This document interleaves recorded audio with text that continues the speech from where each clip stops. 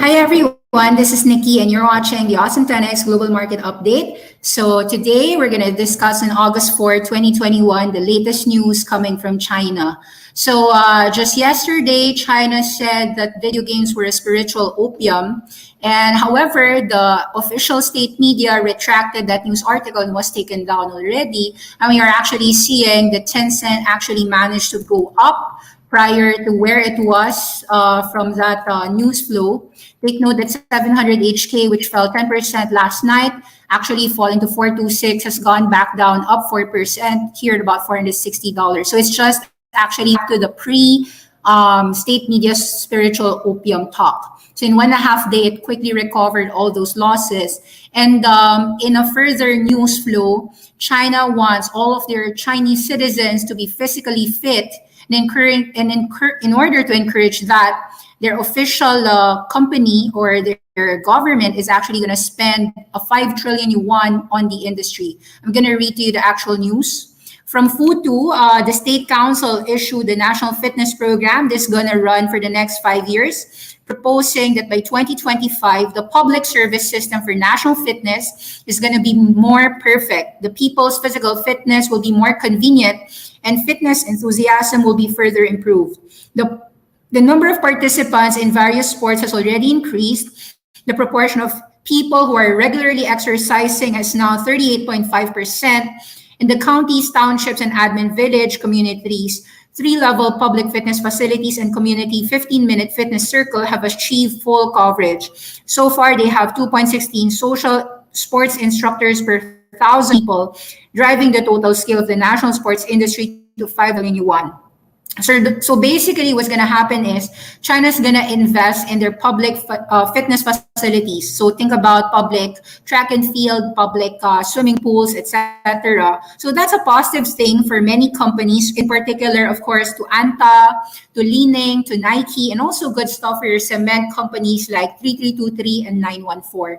Let's take a look at these two entities. 3323 China Builders Material is actually the largest cement-related company in China. We are seeing already a support since 2020 here at about 8.333, and we are seeing this rally in the last 3 days to as much as 9.68. So all of these infrastructure efforts, whether it's rebuilding Henan province after the Chengzhou incident, the floods, and actually these policies are met for the next 5 years.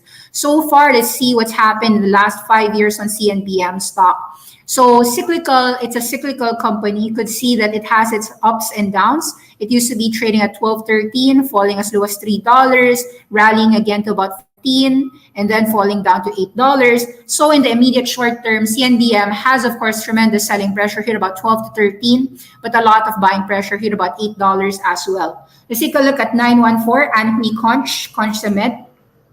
So Conch Cement is, of course, not necessarily carbon emission neutral. So they have to actually prove to the world that cement and the infrastructure building, they could actually do this with a carbon neutral targets in line with China. Nonetheless, we are seeing this movement from 35 already rising 20% to 42. That said, ANPI Conch also is very cyclical. From a low of about 12, it's rallied to 60, now falling to 35, rallied to 42. Expect a lot of selling pressure here, about 51 to 52 when it rallies there. So, but definitely this is going to be a huge trading range for the next 3 to 5 years. Let's take a look as well in the other companies such as Anta Sports and Li-Ning.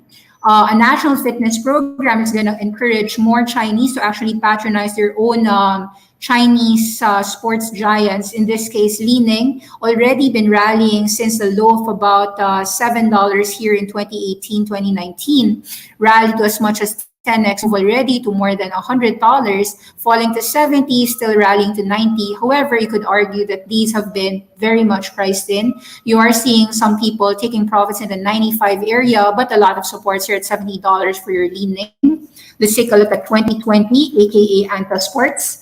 strong numbers and strong policy movement. You could see that in 2018, Anta Sports used to just trade here about $30, not yet a $300 move. So it's not a 10x in the last 3 years, but still quite significant.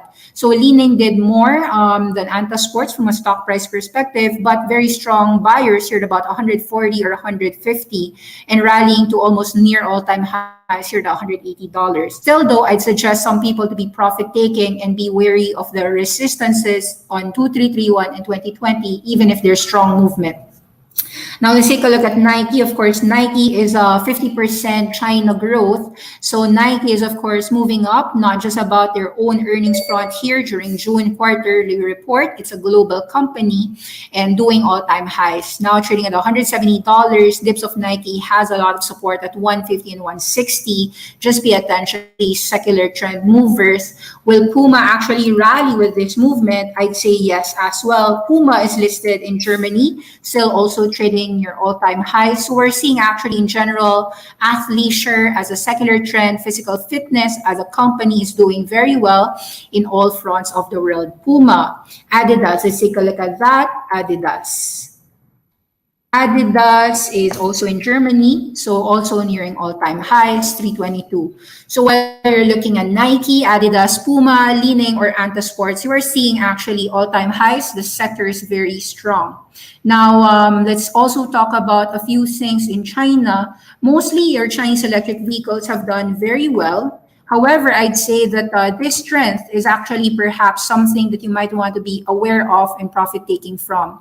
GD Auto could rise about $30.50. Strong movement. We are seeing that move almost 100% here from 17 nearing 30. Just be aware of those resistances here at $30. Take a look as well. 1211, quite significant from 160 to 280.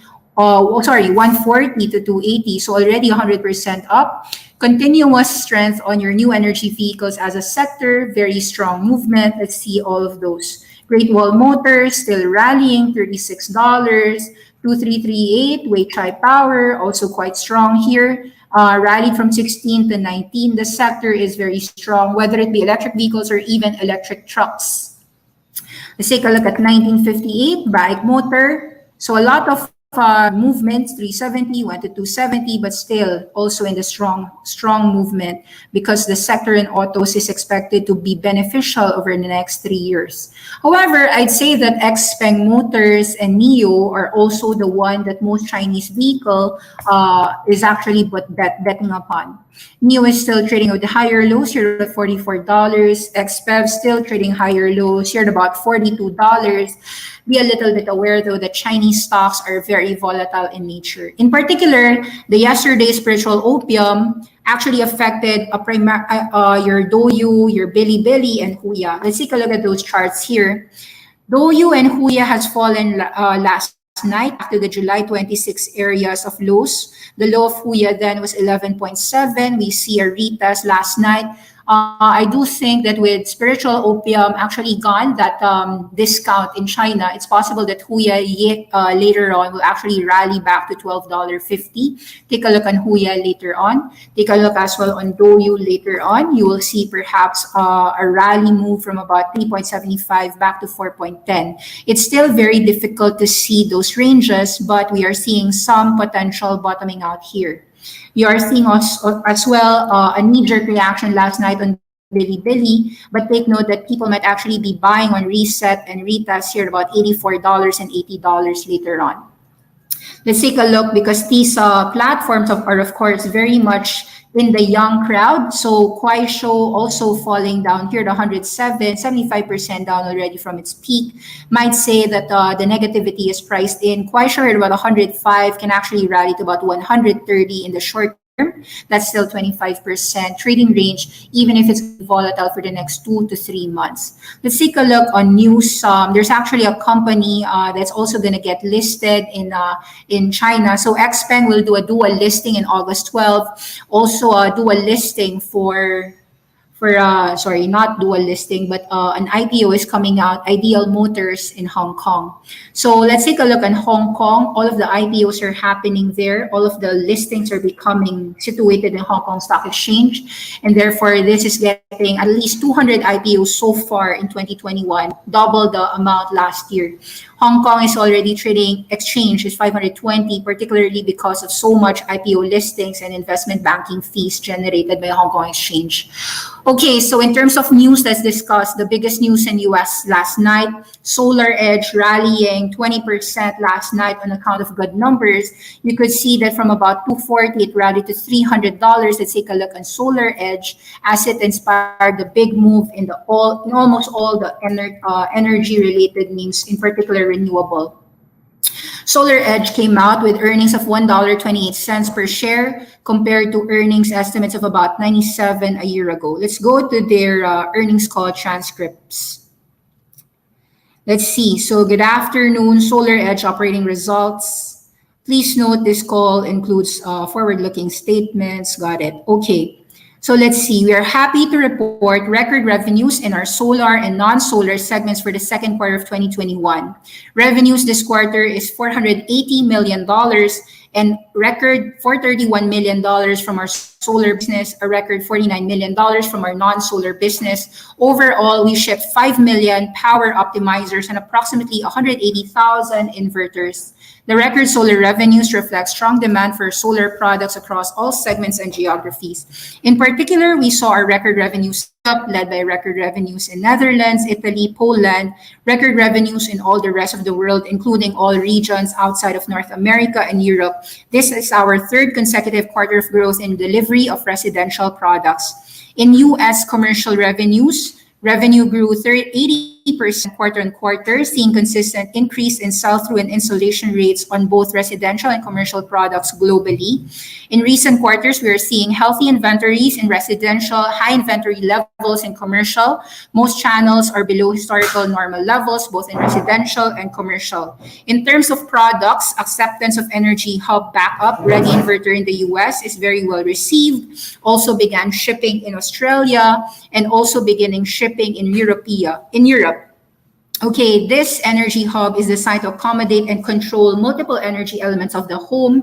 In addition to the battery, we are shipping SolarEdge EV chargers as well as an electric charger for water heater controls. So through our recent SolarEdge app, we already have 2 million users to date.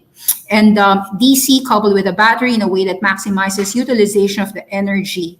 We are also gradually ramping up production of the battery and plans 25 megawatt hour to 30 megawatt hour of batteries in the third quarter, meeting strong demand. We signed an agreement with Samsung to supply 1 gigawatt hours of cells to be provided in 2022. Excited about this cooperation with a leading high-quality cell manufacturer. We are also shipping batteries based on cells manufactured in our Sala 2 factory in Korea. This is going to happen in second half 2022. It's still under construction. Our Sala 1 manufacturing facility for inverters and optimizers are giving us speed and flexibility for initial volume of new products. Moving on, our trends in the C&I business, also steady growth in sales and installation, giving boost to our recent momentum of penetration to community solar ground mount installation segment, where we have installed more than 50 megawatts in more than 40 projects. To our non-solar business, so far our ramp production in batteries for the Fiat e-Ducato in Europe has done very well. Also contributing to our growth are the initial deliveries of our COCAM batteries for utility scale energy storage products in Australia. We are also in production for our factory in Vietnam. It's just in a reduced government mandated lockdown, but we are also increasing our output in China, Hungary, and Israel, with a higher portion of shipments coming from China to the United States. All in all, our current visibility is building on our operational strategy, confident in our growing demand and in our products.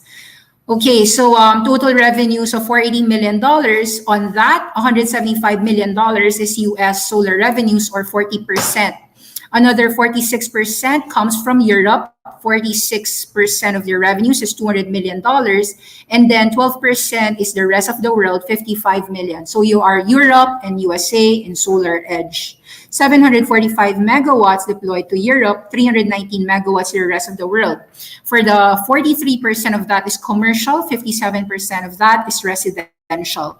So far, 2 customers in US are accounting for more than 10% of their solar revenues, and that's huge. So 10%, that means a $50 million contract in US from 2 companies alone.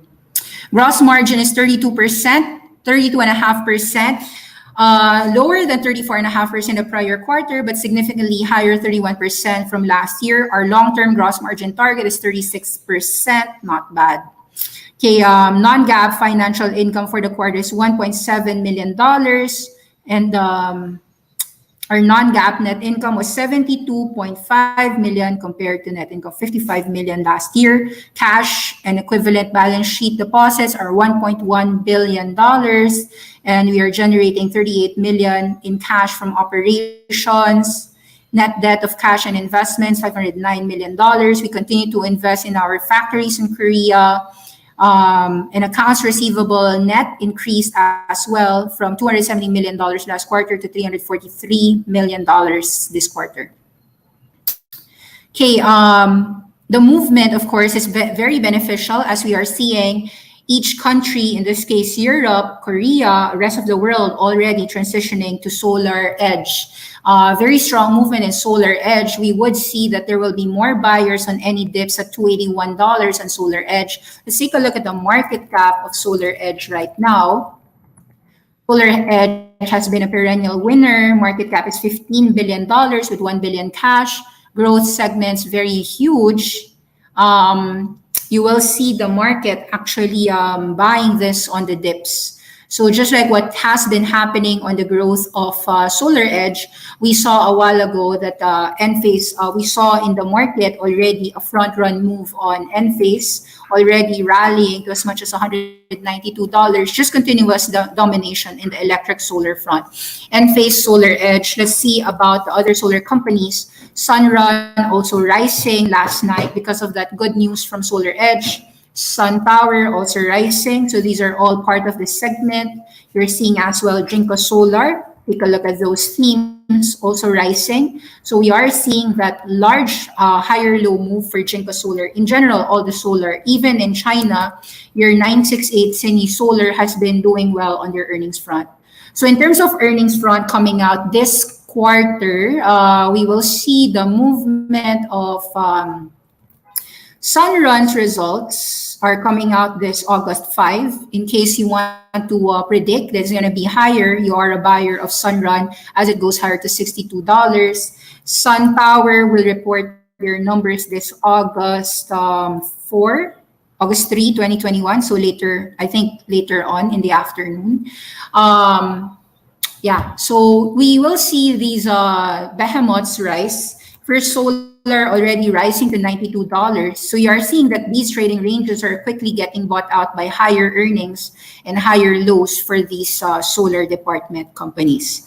So all in all, solar-related names have done quite well, and the market is very much seeing resiliency on those electric vehicles and solar sectors.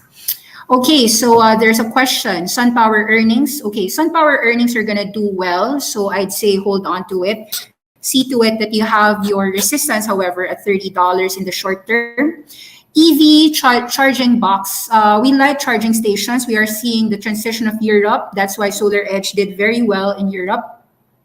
The question now is not about the veracity of TTWO in the short term. Long term, we have no question, but EVgo will have their merger until end of December.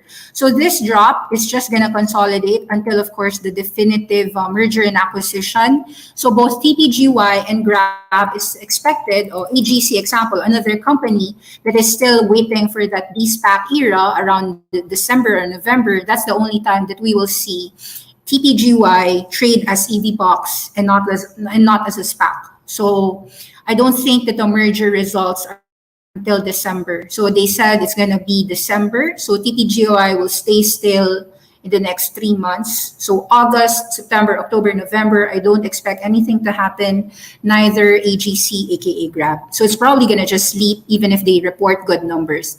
Last night, AGC reported very good numbers, but the market, of course, didn't do anything with AGC. Grab is still steady here at about 10.8. So in general, until it changes name from AGC to Grab, TPGY to EV Box, expect nothing on them. Thoughts on Disney? I like Disney at $170. I see no problem with that. ScarJo. The drop on Disney related to Disney streaming lawsuit is quite negligible. So I'd say that the drop on Disney at about $170 all the way to $150 is all of a buying entry here. So any dips on Disney is a buy. Activision actually last night is reporting numbers. People already bought it up. I think from 77 rally to 79. Aftermarket is already trading at $84. Let's take a look at Activision numbers. Activision Blizzard earnings. So even your publishers are already getting a lot of volatility because of this Chinese spiritual opium announcement. Nonetheless, the drop in Activision, EA, and T2 are likely going to get bought out. You can see that Activision at 77 has a buyer. Take-Two fell last night 9%, but 156, 159 is getting bought out. After earnings, EA also bought out. You could see those highfalutin, how do you call that? Dragonfly tails. You're seeing buyers on Activision, EA, and Take-Two. Let's read about the Activision Blizzard's bookings. Okay, so Activision Blizzard bookings are dropping 7% to $2 billion. Let's read this. Call of Duty Warzone. Activision Blizzard expectation of 19% revenue growth of $2.29 billion for the second quarter ending first half, June 30. You've got the CEO, of course, resigning because of those lawsuits about the sexual harassment and discrimination for females. Net bookings are down to about 7% to $1.92 billion, $2 billion for the second quarter of 2020 compared to last year. Monthly active users is also down 4.6% to about 408 million users. And bookings and earnings per share are still better than expected, but of course, there's that decline.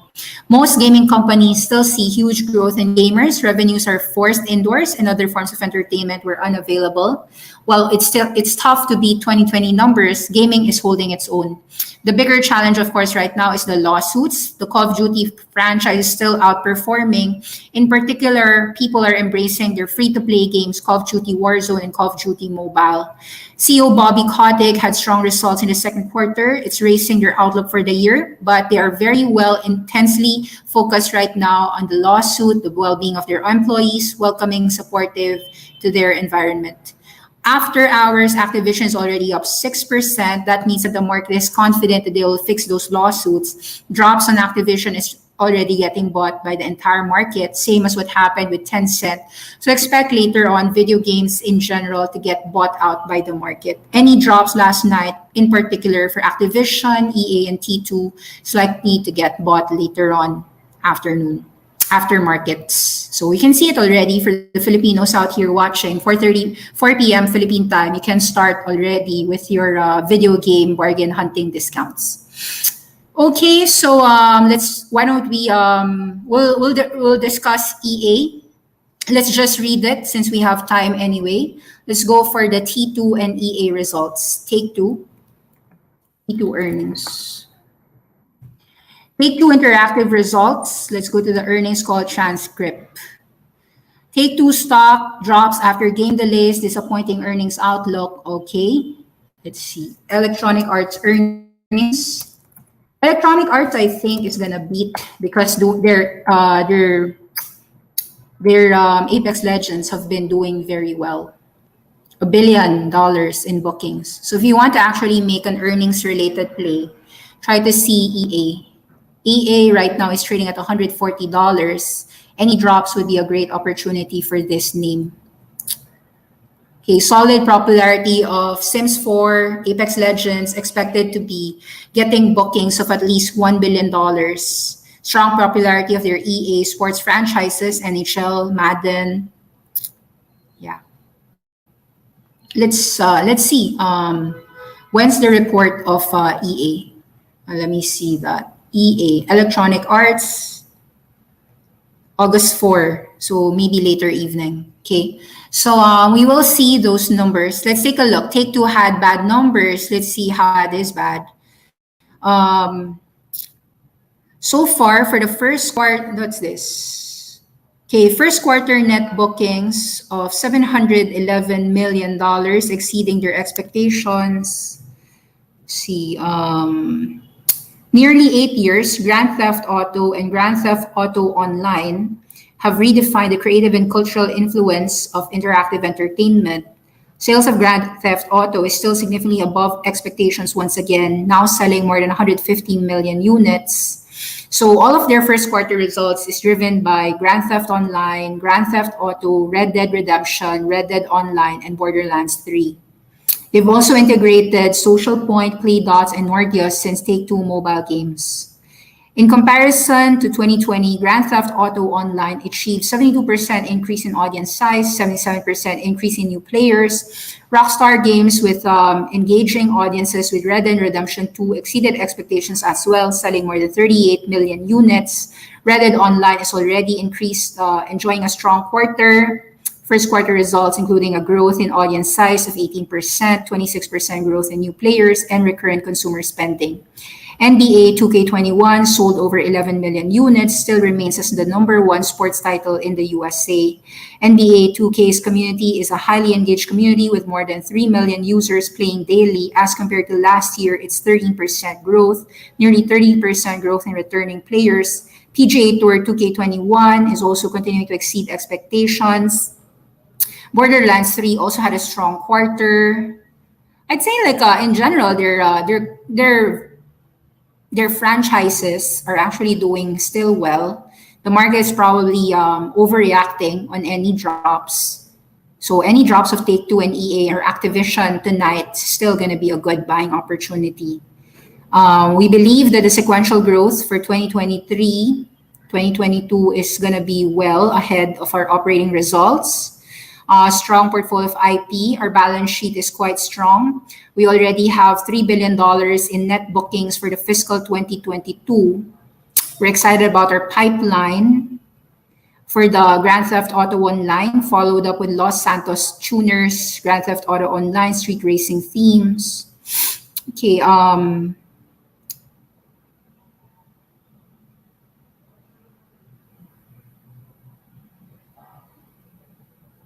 they've got good IPs. They know where they should focus on. Net revenue of $800 million. Cost of goods is $330 million. Operating expenses, $313 million. Net income of $152 million or 1.3 per share compared to 70 cents per share last year. They also have $2.5 billion of cash and short-term equivalent investments. Yeah, I think the market could be short-term in nature on the earnings front if they're gonna sell off Take-Two tonight. Let's take a look at these numbers for Take-Two. The charts. So Take-Two has a strong support here, about $155, $160. You might actually get a good opportunity tonight if the market will panic sell their Take-Two. Should be a good entry point tonight, Take-Two. Take-Two, $153 all the way to $140 is all a buying opportunity.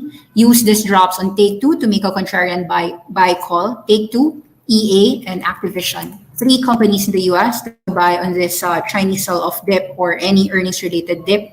Solar companies also very strong. It is very strong that you need to buy it on weakness. Okay, so that's it. Give you ideas and hope to see you again tomorrow. Bye. Thank you.